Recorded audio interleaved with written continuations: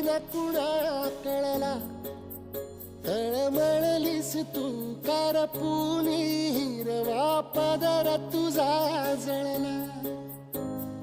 छळ केला पिढी जात तुझा ग उखडून वनराई, अपराध किती झाले